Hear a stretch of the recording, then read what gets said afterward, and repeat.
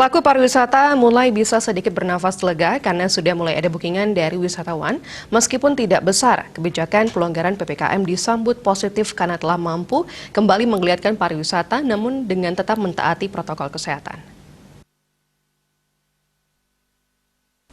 Kebijakan pemerintah pusat dengan melonggarkan PPKM di Provinsi Bali dan membuka penerbangan internasional disambut positif para pelaku pariwisata.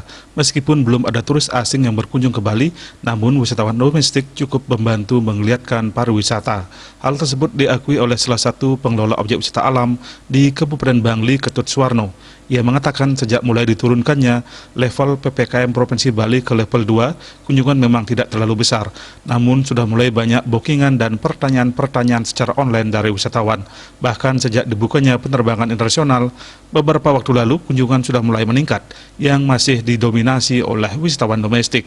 Ketut Suwarno yang mengelola bumi perkemahan Bali Woso Upadesa di Kecamatan Pengotan Bangli ini mengapresiasi kebijakan pemerintah tersebut dengan mendukung penerapan protokol kesehatan di objek wisata yang ia kelola dan melengkapi sertifikasi CHSE dari pemerintah.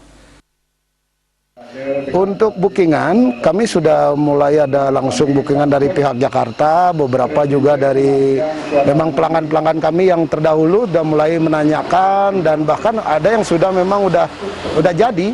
Jadi untuk kegiatan bulan November ini yang sudah deal itu kami dari Jakarta ada 2 grup.